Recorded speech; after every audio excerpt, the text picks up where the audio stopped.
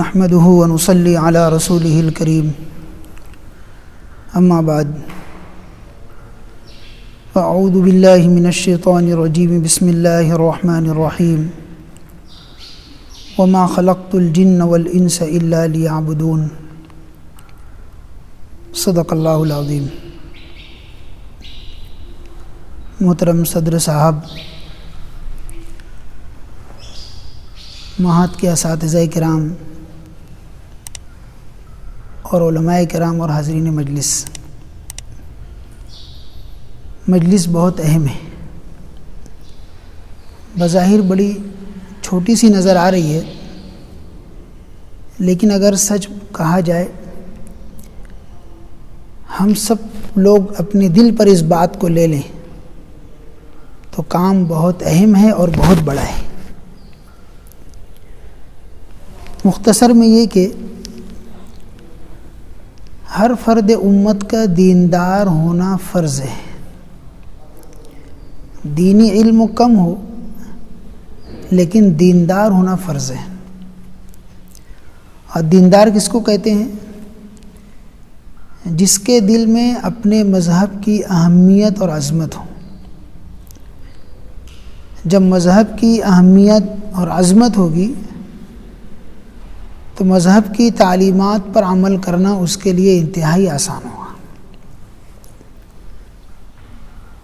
ہم دیکھ رہے ہیں اس وقت ایک سوچی سمجھی سازش کے تحت اسلام اور مسلمانوں کو نشانہ بنایا جا رہا ہے، ان کے معاش کی، معاشرت کی، حتیٰ کہ ان کے بچوں کو ذہنی ارتداد کا شکار کیا جا رہا ہے۔ ایسے نصاب تیار کیے جا رہے ہیں، ایسی چیزیں بنائی جا رہی ہیں، اور موبائل کے ذریعے، انٹرنیٹ کے ذریعے ایسی چیزیں شائع کی جا رہی ہیں جس کو دیکھ کر پڑھ کر ہمارا نوجوان، بچے تو دور کی بات، ارتداد کی طرف جا رہے ہیں، بلکہ غیر محسوس طریقے سے اسلام کا تنفر ان کے دلوں کے اندر آ رہا ہے۔ میں ایک مثال دوں، صرف 2-3 سال قبل کی بات ہے۔ ہمارے ایک دوست آئے اور آ کر کے رونے لگے، کہنے لگے مجھ کو کلمہ پڑھا دیجئے، اور اپنی کیفیت انہوں نے سنائی کہ اللہ تعالیٰ معاف فرمائے، مجھ کو سرکار دو عالم صلی اللہ علیہ وسلم سے بدگمانی ہو گئی۔ اب بتاؤ، اگر سرکار دو عالم صلی اللہ علیہ وسلم سے بدگمانی ہو جائے تو اس کا ایمان باقی رہے گا؟ تفسیر اس کی یہ ہے، چونکہ علماء کرام کا مجمع ہے، کہ عیسائیوں کو شروع دن سے سرکار دو عالم صلی اللہ علیہ وسلم پر کچھ اعتراضات ہیں، جس کا تفصیلی جواب قرآن نے بھی دیا اور حدیث میں بھی اس کے جواب موجود ہیں۔ انہی اعتراضات کو عیسائیوں نے اپنے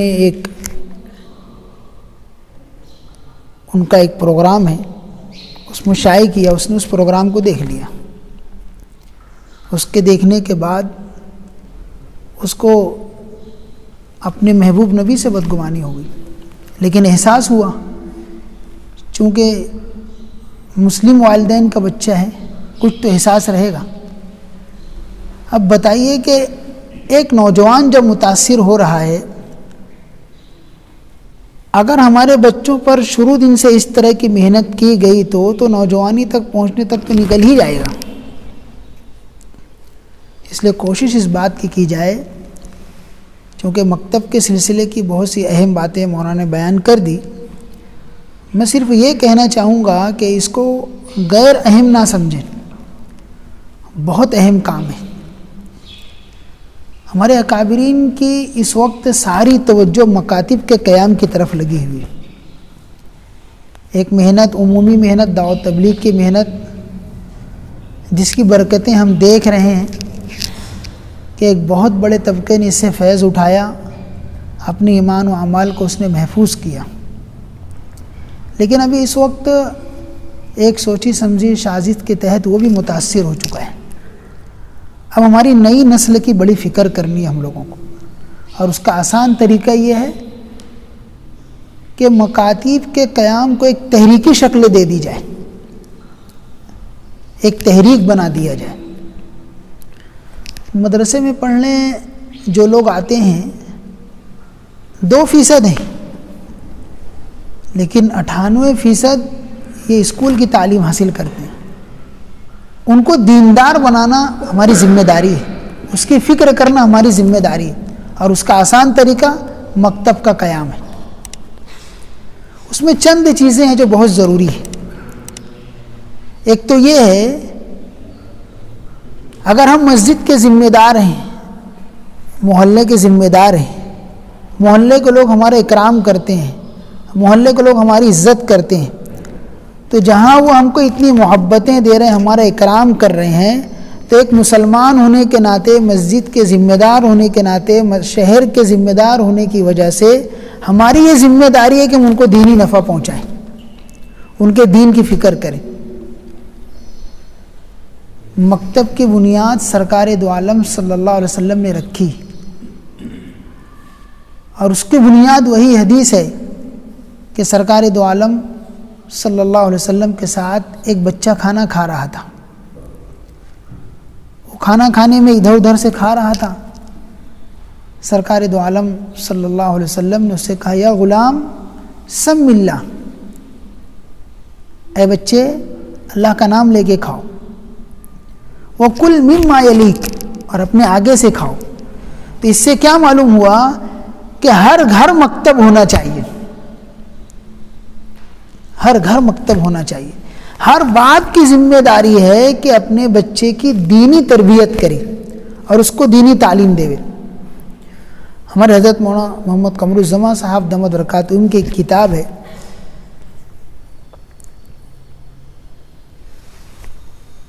عجیب انداز سے حضرت نے اس میں باتیں جمع کی ہے، لکھا ہے،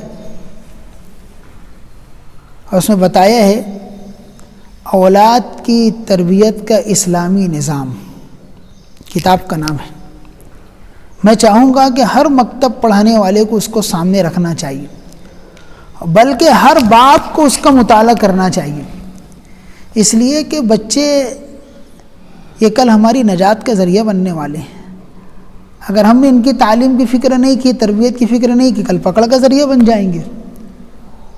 تو اس میں حضرت نے یہ باتیں لکھی ہیں اور بتائی ہیں کہ ایک باپ کی ذمہ داری ہے کہ اپنی اولاد کو 5 قسم کی تربیت دے، 5 قسم کی، اور وہ ساری چیزیں مکتب کے نظام میں آ جاتی ہیں۔ اب اگر کسی باپ کو اتنا علم نہیں ہے تو وہ آئے اپنے بچے کو مکتب میں داخل کر دے اپنے فریضے سے، گویا کہ اس کا فریضہ پورا ہو جائے گا۔ تو اگر ہم شہر کے ذمہ دار ہیں، مسجد کے ذمہ دار ہیں، تو یہ ذمہ دار صرف کاغذ تک کے نہیں ہونا چاہیے، بلکہ ہم حقیقت میں اپنی ذمہ داری کا ثبوت دیں کہ ہاں ہم ذمہ دار ہیں، مکتب کے قیام پر خصوصی توجہ دیں، اور اس کے لیے تحریکی شکل اختیار کریں۔ جیسا کہ مولانا نے ایک بات بتائی، مسجدوں میں مکتب قائم ہے، پڑھنے والے بچے 20 ہیں، اور آس پاس مکان 100 ہیں۔ اگر ہر مکان سے ایک بچے کو پکڑ لیا جائے تو 80 مکان سے بچے نہیں آئیں۔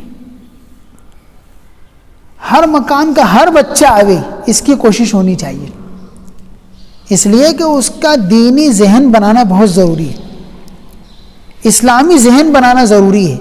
وہ چاہے ڈاکٹر بنے، انجینئر بنے، کسی بھی انگریزی تعلیم کو حاصل کر رہا ہو، عصری تعلیم حاصل کر رہا ہو، کسی بھی شعبے میں ہو، لیکن اس کا دیندار ہونا بہت ضروری ہے۔ اس کے لیے جو چند چیزیں ضروری ہمارے کرنے کی جو چیز ہے وہ یہ ہے کہ خود مکتب کی اہمیت ہمارے سینوں میں ہونی چاہیے، مکتب کی اہمیت ہمارے اندر ہونی چاہیے۔ حکیم الامت حضرت مولانا اشرف علی تھانوی رحمۃ اللہ علیہ نے ایک کتاب لکھی، حیات المسلمین، اور جن حالات میں انہوں نے اس کتاب کو لکھا ہے، جب اس وقت کے حالات ہم پڑھتے ہیں اور آج کے حالات دیکھتے ہیں تو یوں محسوس ہوتا ہے کہ ان حالات سے زیادہ خطرناک حالات یہ ہیں۔ اور ایسے ہی کچھ حالات تھے اسلام اور مسلمانوں پر طرح طرح کی مصیبتیں اور پریشانیاں تھیں۔ حضرت بہت فکر مند تھے۔ حضرت مفتی محمد شفیع صاحب رحمۃ اللہ علیہ نے اس پر مقدمہ لکھا ہے۔ مقدمے میں لکھا ہے کہ امت کے احوال اور امت کی پریشانیوں کو دیکھ کر کے حضرت حکیم الامت رحمۃ اللہ علیہ اتنا پریشان تھے کہ اگر کھاتے وقت ان کا خیال آ جاتا تھا تو بھوک مٹ جاتی تھی، اور اگر سونے سے پہلے خیال آ جاتا تھا امت کا تو نیند اڑ جاتی تھی۔ اور پھر ان حال میں اللہ کی طرف متوجہ تھے، کیوں؟ ذمہ داری ہے، ایک عالم دین کی ذمہ داری ہے اللہ کے سامنے رونا گڑ گڑانا۔ ان کی اس فکر کی برکت سے اللہ تعالیٰ نے ان پر مسلمانوں کے حالات پریشانیوں کے اسباب کو کھول دیا۔ ان وجوہات کی بنا پر مسلمان پریشان ہے، اور اس کا علاج یہ ہے، جس میں سب سے پہلی بات جو حضرت نے لکھی ہے، اللہ تعالیٰ نے جو آپ کو الہام کی، جس کی ضرورت تھی، وہ یہ تھی کہ مسلمانوں کے دل سے اپنے مذہب کی اہمیت اور عظمت نکل چکی۔ ہم سمجھائیں اس کو لوگوں کو، کس طرح نکل گئی؟ ہم اسلامی تعلیمات پر، اسلامی طور طریق پر چلنے کو اتنا پسند نہیں کرتے جتنا دوسرے طور طریق کو پسند کرتے۔ اور ایک ایسی مثالیں دیجیے امت کو کہ ہم کو اسلامی طور طریق کتنا ناپسند ہے۔ اس کی مثال ہماری شادی بیاہ ہے۔ ہمارے مذہب نے ہم جس انداز سے شادی بیاہ کر رہے ہیں، ہمارے مذہب نے نہیں بتایا ہے۔ جس انداز سے ہم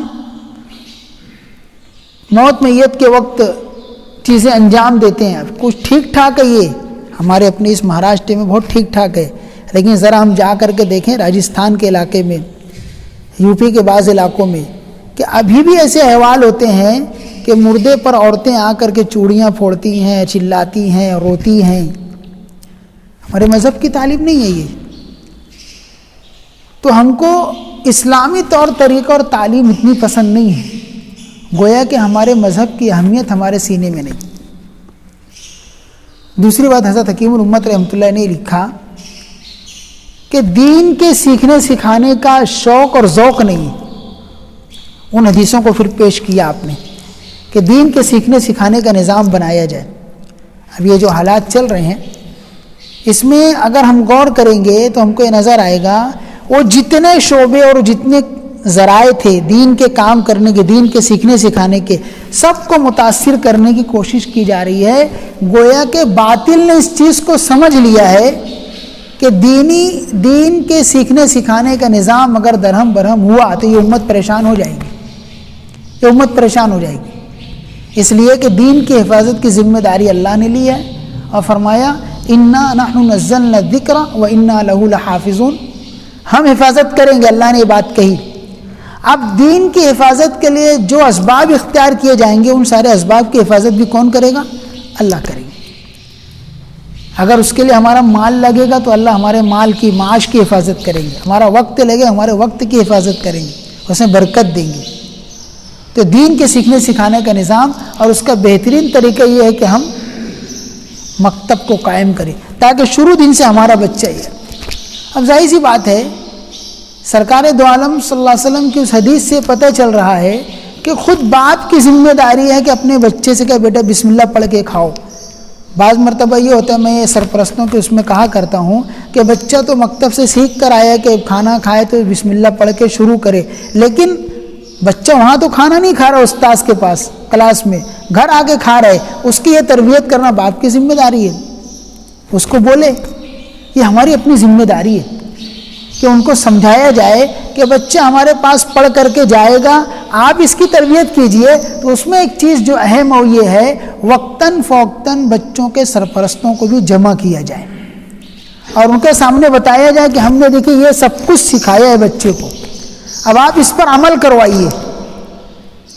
وقتاً فوقتاً بلانا چاہیے سرپرستوں کو، ان کی میٹنگ لینا چاہیے، ان سے رائے مشورہ لینا چاہیے، بتائیے اور کیا ہونا چاہیے، اور ان کو یہ باور کرانے کی کوشش کی جائے، آپ یہ مت سمجھیے ہم آپ کے بچے کو حافظ بنا رہے ہیں اور عالم بنا رہے ہیں، اس لیے کہ دنیا داری اتنی ہمارے سینوں میں گھس گئی ہے، دنیا کی محبت اتنی زیادہ بس گئی ہے کہ اب ایک بڑا طبقہ اپنے بچے کو حافظ اور عالم بنانا پسند نہیں کرتا، بلکہ چاہتے ہیں کہ بڑے سے بڑے ڈگری والا بنے تاکہ وہ اس کو کچھ کما کر لا کر دے۔ ان کو یہ سمجھایا جائے کہ ہم آپ کے بچے کو حافظ عالم بنانے کی کوشش نہیں کر رہے ہیں، ہم اس کو دیندار بنانے کی کوشش کر رہے ہیں، اور دین کیا ہے ان کو سمجھایا جائے اور ان کو بتایا جائے کہ آپ یہ نہیں چاہتے کہ آپ کا بچہ آپ کو ابو کہہ کر پکارے، آپ کا اکرام کرے، آپ کی عزت کرے، آپ کے پیر دبائے، آپ کے گھر والوں کا اکرام کرے، عزت کرے، پڑوسیوں کے ساتھ اچھا سلوک کرے۔ یہ جو ساری چیزیں اخلاقیات کی ان کو بتایا جائے کہ اس مکتب میں یہی سکھایا جاتا ہے کہ دادا سے کس طرح بات کرنا، ابو سے کس طرح بات کرنا، پڑوسیوں کے ساتھ کس طرح برتاؤ کرنا، رشتہ داروں کے ساتھ کس طرح برتاؤ کرنا، یہ ساری چیزیں ان کو بتا کر کے سمجھایا جائے۔ ہم یہ سب کچھ سکھا رہے ہیں، بتاؤ آپ یہ سب کچھ آپ کا بچہ سیکھ لے گا، اس کے مطابق چلے گا، آپ کو پسند ہے کہ نہیں ہے؟ خود ہی کہیں گے پسند ہے۔ آپ یہ مت سمجھیے کہ ہم حافظ اور عالم بنا رہے ہیں، آپ کے بچے کو انسان بنا رہے ہیں۔ اسکول کی تعلیم سے مخلوق کی معرفت کرائی جاتی ہے، عصری تعلیم میں کیا کرایا جاتا ہے؟ یہ پہاڑ ہے، جغرافیہ بتایا جائے گا، سائنس سے بتایا جائے گا، یہ بتایا پہاڑ ہے یا آسمان ہے، اور یہ مخلوق کی معرفت ہو رہی ہے۔ اور مکتب کی تعلیم سے خالق کی معرفت کرائی جاتی ہے، مکتب کی تعلیم سے خالق کی معرفت کرائی جائے گی۔ ان کو بتایا جائے کہ ہم ایک رب کے بندے ہیں، وہ ہمارا پروردگار ہے، وہ ہم کو کھلاتا ہے، وہ پلاتا ہے۔ پھر اس کے بعد یہ کہ ان کی تعلیمات یہ ہیں۔ میں جس اہم بات کی طرف اشارہ کر رہا تھا، سب ضمناً باتیں آ رہی ہے، دیکھنے میں یہ آتا ہے کہ خود مکتب کے ذمہ داران میں اور مکتب پڑھانے والوں میں اپنی چیز کی اہمیت نہیں ہوتی، اپنی چیز کی اہمیت ہونا چاہیے۔ اور جب جس چیز کی اہمیت ہمارے سینے میں ہوگی تو اس کو دوسروں کو سینے میں اتارنا آسان رہتا ہے۔ ایک بہت بڑی بات جو میں مکاتب میں جاتا ہوں تو مکتب کے لوگوں سے کہا کرتا ہوں کہ دیکھو، قوم کے ان بچوں کے ساتھ خیانت مت کرنا، ورنہ کل ہماری اولاد کے ساتھ بھی خیانت کی جائے گی، ہماری اولاد کے ساتھ بھی خیانت کی جائے گی۔ یہ ہمارے پاس امانت ہے، اور شہر کا اگر کوئی ذمہ دار یا مکتب کا کوئی ذمہ دار یا مسجد کا کوئی ذمہ دار یا محلے کا کوئی شخص اگر قوم کے بچوں کی فکر کر کے مکتب کا قیام کر رہا ہے یا مسجد میں مکتب قائم کر رہا ہے، یا بعض لوگوں کو یہاں تک کہ دیکھا گیا کہ وہ مکتب کے اوقات میں مسجد پہنچ جاتے ہیں، مکتب پہنچ جاتے، حافظ صاحب کون سا بچہ نہیں آیا نام دیجیے، آپ نام کی لسٹ لے جاتے، ایک ایک گھر جا کے ملاقات کرتے۔ ان آنکھوں نے دیکھا ہے کہ اس فرد کے بچوں کو اللہ نے تارا بنا دیا، چاند بنا دیا، اس لیے کہ اس نے قوم کے بچوں کی فکر کی۔ اللہ تعالیٰ نے ہاں وہاں ایک ہاتھ لے ایک ہاتھ دے، ایسا ہے۔ تو ہم بھی اگر اپنے پاس آنے والے ان بچوں کی فکر کریں گے اور ان کو مکمل طور پر اس امانت کا پورا خیال کریں گے، اللہ ہمارے بچوں کو ضائع ہونے سے بچا دیں گے۔ اس لیے یہ بچے جب ہمارے پاس آئیں، حتیٰ کہ یہاں تک کہ ہونا چاہیے، میں ترغیب دیا کرتا ہوں کہ اللہ تعالیٰ نے ہم کو اس خدمت کے لیے چن لیا ہے، ان کا نام لے کر کے دعائیں ہونا چاہیے۔ میں بہت متاثر ہوا، ایک ایسے ہی مکتب کے اساتذہ کے درمیان بات چیت ہو رہی تھی، میں نے دعا دینے کی ترغیب دیا کہ اپنے بچوں کے لیے دعائیں کیجیے نام لے کر کے، چونکہ ہمارے استاد جن سے ہم نے ڈابل میں تجوید پڑھی ہے، ان کا یہ معمول ہے کہ اپنے ایک ایک بچے کا نام لے کے تہجد میں دعا کرتے، اور وہ کہا کرتے تھے ہمارے استاذ، دین کے ہر خادم پر تہجد فرض ہے، دین کے ہر خادم پر تہجد فرض ہے۔ فَإِذَا فَرَغْتَ فَانصَبْ وَإِلَىٰ رَبِّكَ فَارْغَب۔ جب آدمی یہ سمجھے گا کہ میں دین کا خادم ہوں تو خلوت میں اللہ سے بیٹھ کر کے کچھ حاصل کرے گا اپنے سینے میں، پھر صبح کو تقسیم کرے گا نا۔ اور ہمارا بھی نظام ہی نہیں ہے کچھ خلوت کا کہ ہم خلوت میں بیٹھ کر کے کچھ اللہ سے حاصل کر لیں، اللہ سے راز و نیاز کر کے اللہ سے تعلق بڑھا لیں۔ ظاہر سی بات ہے جب ہمارا مشکیزہ خالی ہوگا تو ہم قوم کے بچوں کو کیا دیں گے؟ گستاخی معاف، میں چند چیزیں ایسے ہی بتاؤں گا۔ وہ معلم ناکام معلم ہے جو مکتب میں موبائل لے کر کے بیٹھے. وہ معلم ناکام معلم ہے جو بغیر لکڑی کے نہ پڑھائے. معلم حقیقت میں وہ ہے جو بغیر لکڑی کے بچوں کو تعلیم دے دے. ہمارے حضرت مولانا محمد حنیف ملی رحمۃ اللہ علیہ فرمایا کرتے تھے اگر مار ٹھوک کر کے علم دیا جا سکتا تھا تو ہر جانور کو عالم بنا دیتے. مار ٹھوک کر اگر علم دیا جاتا تو ہر جانور کو عالم بنا دیتے. مار ٹھوک کر وہ سیکھ جائیں. تو معلوم ہوا کہ مار ٹھوک کر سختی کر کے علم نہیں آتا. علم کا تعلق تو شفقت اور محبت سے. شفقت اور محبت. یاد کیجیے اس حدیث کو. مسجد نبوی صلی اللہ علیہ وسلم میں ایک صحابی آئے اور کھڑے رہ کر پیشاب کرنے لگے. سرکار دو عالم صلی اللہ علیہ وسلم بیٹھے ہوئے تھے. آپ نے روکا تھا, یہ رک جاؤ. صحابہ نے دیکھا کہ حضور منع کرے. صحابہ دوڑنے لگے ان کی طرف. حضور نے صحابہ کو روک دیا, رک جاؤ, کیونکہ بدو ہے, نیا نیا ہے. روک دیا, رک جاؤ. اس کو اطمینان سے پیشاب کر لینے دیا. جب اس بدو نے اطمینان سے پیشاب کر لیا, سرکار دو عالم صلی اللہ علیہ وسلم نے ان کو بلایا, ادھر آئیے, اور صحابہ سے کہا کہ آپ جاؤ اور وہاں ایک ڈول پانی ڈال دو, صاف ہو جائے گا. محدثین نے یہاں پر بہت سے نقطے لکھے ہیں کہ حضور نے کیوں منع کر دیا صحابہ کو جانے سے. ایک نقطہ تو یہ لکھا کہ اگر صحابہ اس کی طرف دوڑتے تو ہو سکتا ہو پیشاب کرتے کرتے چلنے لگتا, تو ایک جگہ خراب ہونے کے بجائے کئی جگہ خراب ہو جاتی, گندگی پھیل جاتی. دوسری وجہ یہ لکھی ہے کہ پیشاب کرتے کرتے اگر اچانک پیشاب کو روک دیا جائے تو بہت تکلیف ہو جاتی ہے طبی طور پر, اس لیے منع کر دیا. اب صحابہ سے کہہ دیا جاؤ پانی ڈال دو, صفائی ہو جائے گی. لیکن اس کے بعد اس شخص کو بلایا, صرف وہ 2 جملے کہا کہ دیکھ بھائی, مسجد اللہ کا گھر ہے, یہاں پر گندگی نہیں کی جاتی. وہ صحابی فرماتے ہیں جب نبی اکرم صلی اللہ علیہ وسلم نے مجھ کو بلایا تو میں اتنا گھبرا گیا تھا کہ پتہ نہیں میرے ساتھ کیا ہوگا, لیکن میں نے آپ کو ایک شفیق باپ سے بڑھ کر کے پایا. تو وہ معلم ناکام معلم ہے جو مکتب کے اوقات میں موبائل لے کر کے بیٹھے. موبائل ایک ضرورت کی چیز ہے, تو وہ 2-2.5 گھنٹے ہم نے قوم کے بچوں کے لیے وقف کیا ہے. اس لیے اس انداز کو اختیار کر لے میں کہ بھائی 2-2.5 گھنٹہ موبائل بند, تو لوگوں کو یہ سمجھ میں آ جائے کہ مولانا صاحب مسجد میں ہیں, مکتب میں. ہم اس انداز سے رہیں, فون بند ہے, مکتب میں ہے. اب بعض مرتبہ یہ ہوتا ہے بہت فون آنے لگتے ہیں, اور فون آتا ہے تو کوئی مختصر بات نہیں کرتا, کوئی مختصر بات نہیں کرتا. وہ پہلے خیر خیریت, اور اگر تعلقات کیا ہے تو پھر بہت لمبی چوڑی باتیں چلتی ہے, اس میں بچے متاثر ہو جاتے. اسی طریقے سے چونکہ ہم بچوں کو دینداری سکھا رہے ہیں, الفاظ کے ساتھ ساتھ کیفیات کو پیدا کرنے کی کوشش کر رہے ہیں. دین اسی کا نام ہے کہ اندر میں دینی حمیت آ جائے, دینی غیرت آ جائے.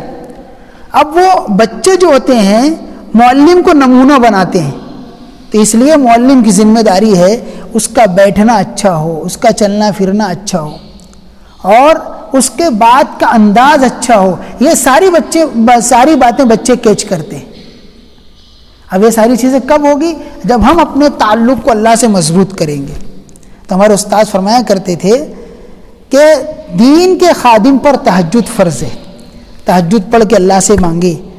تو ہمارے استاذ بچوں کا, اپنے طلباء کا اس وقت نام لے لے کر دعا کرتے تھے. بلکہ ہمارے یہاں ڈابل میں مشہور تھا کہ حضرت قاری صاحب جس بچے کو کسی دن مارتے ہیں اس رات اس کے لیے دعا بھی کرتے ہیں, تو مشہور ہو جاتا ہے کہ اب یہ بن گیا, اب یہ بن گیا. اور ایسا ہوا عموماً, جس کو مار پڑی وہ بہت آگے گیا, اس لیے اس کا نام لے کے دعا ہوئی. تو میں یہی واقعات ایک جگہ معلمین کی میٹنگ میں مشورے میں سنا رہا تھا. ایک صاحب آئے میرے پاس, کہنے لگے قاری صاحب آپ کے علم میں یہ بات آ جائے, آپ نے بات کہی کہ یہ بچے کل ہماری نجات کا ذریعہ بننے والے ہیں, دنیا میں نیک نامی کا ذریعہ, آخرت میں نجات کا ذریعہ. ان کی تعلیم و تربیت میں کوئی کمی مت کرو, یہ قوم کی امانت ہے, اس میں خیانت مت کرو.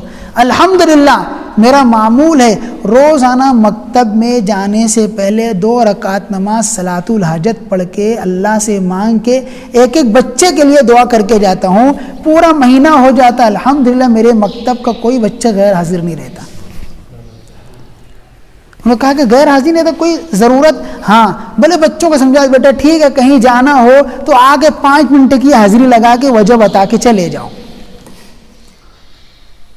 ان کے دل میں اہمیت ڈالی جائے، یعنی اس کو کھیل کھلونا نہ سمجھے، کبھی بھی جائیں اور کبھی بھی آئیں، ایسا نہیں، اتنی اہمیت پیدا کی جائے۔ تو ان کا یہ تعلق مع اللہ، دعا کرنا، اس کا اثر طلبہ پر ہوا۔ پھر انہوں نے نمونے کے طور پر بتایا کہ فلاں بھی میرا شاگرد ہے، میرے پاس ناظرہ پڑھا، فلاں بھی میرے پاس ناظرہ پڑھا، وہ ناظرہ پڑھے، حافظ قرآن ہوئے، ماسٹر ہیں، ڈاکٹر ہیں، انجینئر ہیں اور دیندار ہیں، متشرع ہیں۔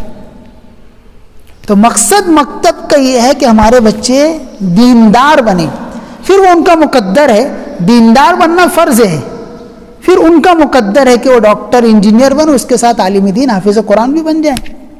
تو اس لیے میرے دوستوں، میرے بزرگوں، یہ مکتب کی تعلیم کوئی غیر اہم نہیں ہے، بہت اہم ہے، بہت اہم ہے، یعنی ہماری قوم کا مستقبل ہے یہ۔ اگر آج ہم نے اس کی فکر نہیں کی تو کل پھر ہم کو خون کے آنسو رونے پڑیں گے۔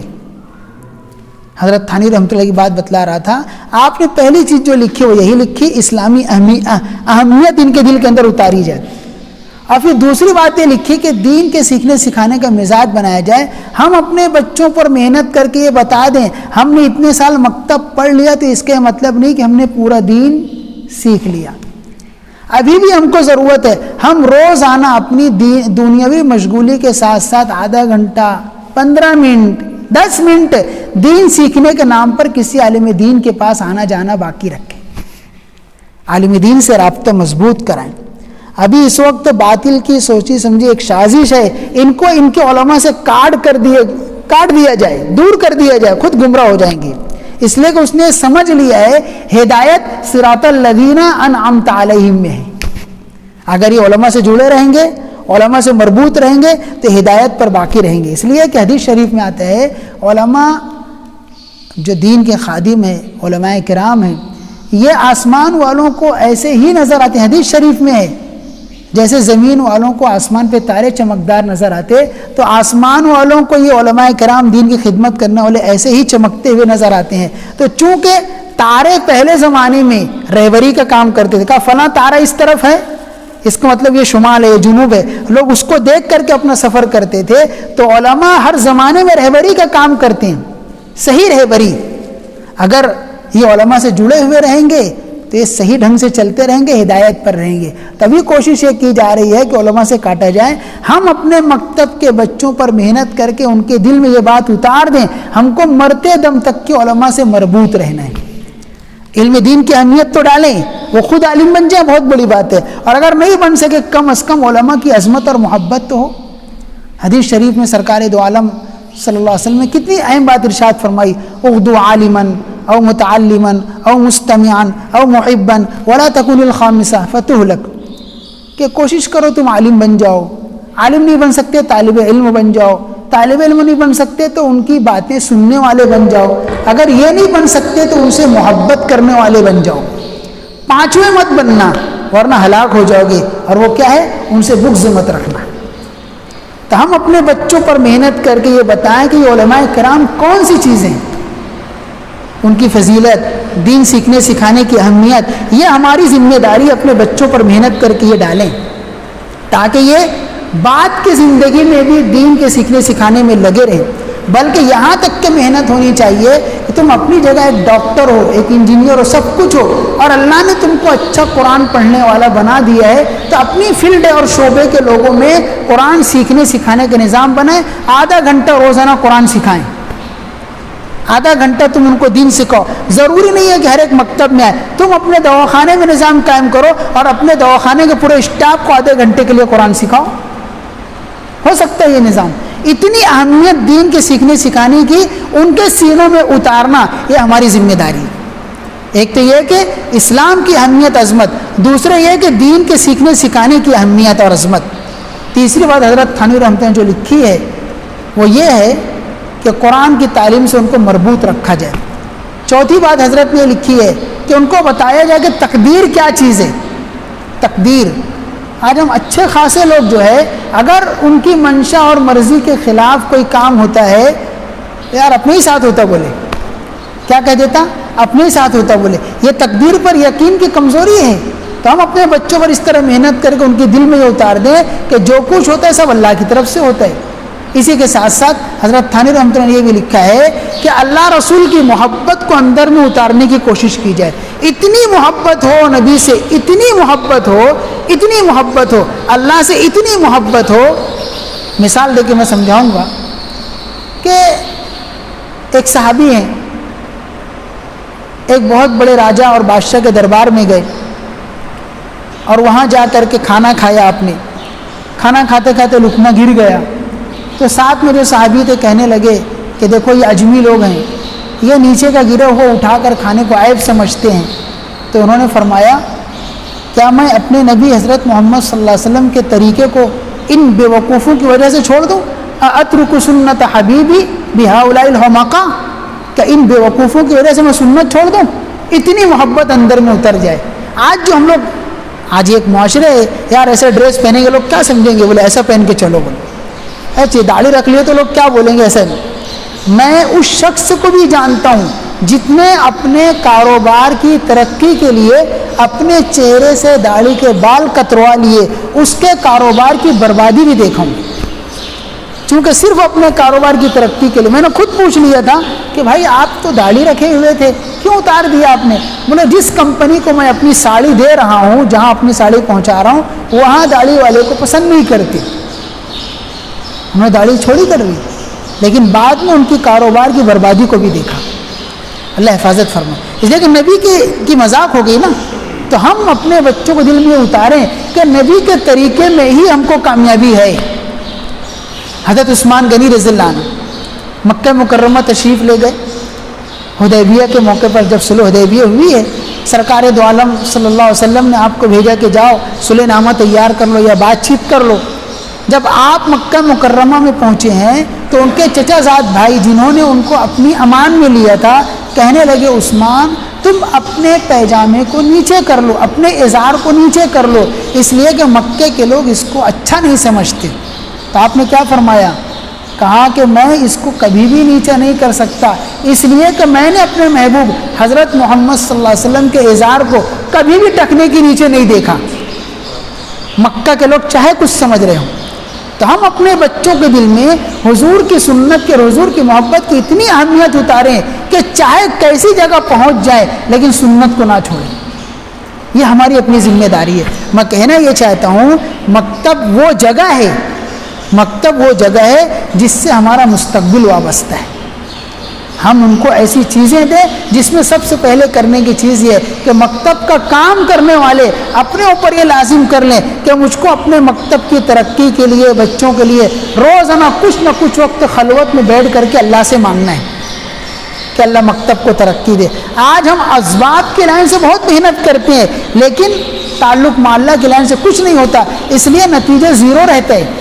بچے پڑھ کے چلے جاتے، 5 سال کا کورس کر لیتے، حافظ بھی ہو جاتے، لیکن اس کے بعد کیا ہوتا ہے معلوم؟ وہ بچہ حافظ قرآن ہے لیکن اس کا رہن سہن ایسا نہیں ہے جیسے ایک مسلمان کا رہنا چاہیے۔ میں یہ نہیں کہتا کہ وہ کرتے پیجامے پر رہے، لیکن وہ فیشنیبل بال کاٹے گا، داڑھی کتر لے گا، حالانکہ ہمارے پاس مکتب میں 5 سال رہا۔ یہ تو واجب کے درجے میں ہے نا چہرے پر داڑھی رکھنا، اور پھر اس طرح الٹے سیدھے بال رکھنا، ٹیڑھے واکڑے بال رکھنا، یہ مذہب کی تعلیم نہیں ہے۔ ان کے دل میں نبی کی تعلیم کی اہمیت اتاری جائے، اور یہ ہوگا کیسے؟ دعا سے ہوگا۔ ہم دعاؤں کا بھی اہتمام کریں۔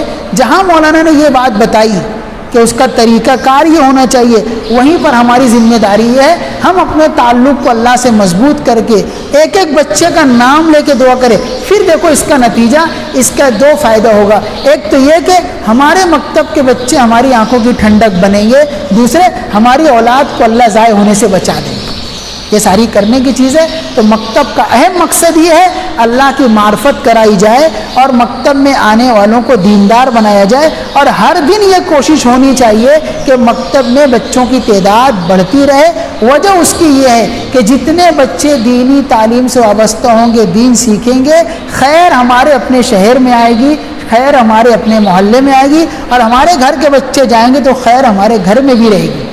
ابھی ایک تحقیقی رپورٹ یہ ہے، آج کل بچے ہمارے موبائل پر لگے رہتے ہیں، موبائل استعمال کرتے ہیں، موبائل میں طرح طرح کا رنگ ٹون ہوتا ہے۔ حضرت پیر ذوالفقار نقشبندی دامت برکاتہم کا پورا ایک مضمون ہے، آپ نے لکھا ہے کہ بہت سے رنگ ٹون ایسے ہیں جو اللہ کو ناراض کرنے والے ہیں، یعنی وہ بظاہر ایک رنگ ہے، ایک میوزک ہے، لیکن اس میں ایسے پیغام ڈالے گئے ہیں جو اللہ کو ناراض کرنے والے. مثال کے طور پر بظاہر وہ رنگ بج رہی ہے، لیکن اس کے اندر پیغام یہ ہے خدا ایک نہیں بلکہ 3 ہے. پیغام ہے یہ. اس کی مثال دے کر کے سمجھاؤں، ایک میوزک بجتی ہے سارے جہاں سے اچھا، الفاظ نہیں ہے، ٹون ہے، سننے والا سمجھ جاتا ہے کہ یہ کون سا ٹون بج رہا ہے، سارے جہاں سے اچھا بج رہا ہے. تو ایسے ہی وہ انگریزی کے اندر یہ ٹون ہے، وہ ایک پیغام ہے، صرف وہ بجتا نہیں ہے، وہ جو اس کی آواز اوپر نیچے ہوتی ہے اس میں پیغام یہ ہے. ایک ایسی ٹون دوسرا ہے جس کے اندر یہ پیغام ہے کہ جیسی تمہاری بیوی ہے ویسی تمہاری ماں اور بہن بھی ہے. اس طرح کے گندے پیغامات ڈالے گئے. اس کا نقصان یہ ہو رہا ہے، ہمارا بچہ اس کو شوق سے سنتا ہے تو غیر محسوس طریقے سے اس کی سوچ و فکر بھی وہی بن جاتی ہے. یعنی گویا کہ میٹھی چیز کے ذریعے اندر میں پیغام اتارا جا رہا ہے، کڑوی دوا کو مٹھائی میں دی جا رہی ہے، اور ہم اس کو سن رہے ہیں اور ہم کو معلوم بھی نہیں ہے. تفصیلی تقریر ہے پیر ذوالفقار صاحب دامت برکاتہم کی، ہم اس کو سمجھیں. تو بچوں کے دل میں یہ بھی ڈالا جائے کہ مسلمان کی فطرت میں میوزک نہیں ہے، ڈھول نہیں ہے، مسلمان کو اس سے پرہیز کرنا چاہیے. حدیث شریف میں آتا ہے سرکار دو عالم صلی اللہ علیہ وسلم گزر رہے تھے، ڈھول کی آواز آئی، آپ نے اپنے کانوں میں انگلی ڈال لی. صحابی سے پوچھتے رہے آواز آ رہی ہے؟ کہا آ رہی ہے. آپ ڈالے رہے. جب انہوں نے کہا جب آواز نہیں آ رہی ہے پھر آپ نے اپنی انگلیوں کو نکال لیا. تو اس سے معلوم ہوا کہ ڈھول اور میوزک کی آواز سے نفرت بھی ہونی چاہیے. یہ شیاطین کی غذا حدیث میں آتا ہے، شیاطین کی غذا ہے. اب بہت سارے لوگ پریشان رہتے، بولے گھر میں بڑی مصیبت ہے، بڑی پریشانی ہے، بڑے لڑائی جھگڑے ہو رہے ہیں، تو ان کو یہ علاج بتایا جائے کہ اپنے رنگ ٹون کو بدل لو. اس لیے کہ اس طرح کے رنگ ٹون بجنے سے رحمت کے فرشتے گھر سے چلے جاتے ہیں، شیاطین کا قبضہ ہو جاتا ہے. یہ ساری چیزیں ہماری ذمہ داری ہے، ہم اپنے پاس پڑھنے والے بچوں کے ذہن میں اتاریں، اسلام کی عظمت، محبت اور حمیت اتاریں، اور دیگر طور طریقے کی نفرت ڈالنے کی کوشش کریں. یہ مکتب کی ذمہ داری ہے. اگر اس انداز سے ہم مکتب پر محنت کرتے رہے، مکتب چلاتے رہے، تو ہماری نظروں کے سامنے ہم جب بوڑھے ہو جائیں گے، یہ بچے جوان ہوں گے، پھر جب اس وقت کام کریں گے تو ہماری آنکھوں کی ٹھنڈک ملے گی. جس وقت ہم لوگ معہد سے فارغ ہو رہے تھے تو حضرت مولانا مفتی طفیل صاحب ناندیڑ کے ہیں غالباً، انہوں نے ایک تقریر کی تھی ہم لوگوں کے سامنے. اس میں آپ نے یہ کہا تھا مکتب کی تعلیم سے کبھی بھی عار مت کرنا، مکتب پڑھانے سے کبھی بھی عار مت کرنا.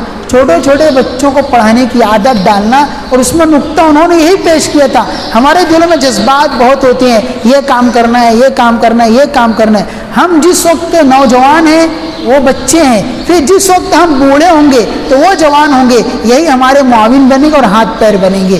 اس لیے ان کی تعلیم و تربیت کی بہت فکر کرے. اللہ تعالیٰ آج کی مجلس کو بہت بہت قبول فرما لے اور اس کے خیرات و برکات سے مالا مال فرما دے. مکتب کی تعلیم کی اہمیت اور تربیت کے ہمارے سینوں میں ڈال دے. اور ظاہر سی بات ہے بہت اہم فکر لے کر کے بیٹھے ہیں، تو اس سلسلے میں اب ایک سر جوڑ کر کے مشورہ کیا جائے کہ ہم کو کیا کرنا چاہیے، بلکہ اس ادارے سے اپنے آپ کو مربوط رکھ کر کے رائے مشورہ کریں.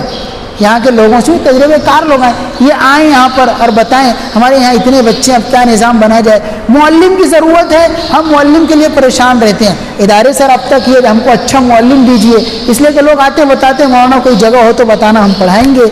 اس طرح سے بلکہ اس کے ساتھ ساتھ یہ بھی ہونا چاہیے معلمین کی بھی تدریب ہونا چاہیے، معلمین کی تدریب ہونا چاہیے کس طرح پڑھایا جائے. ایک مدت سے معلمین کی تدریب کا نظام ہردوئی میں قائم ہے.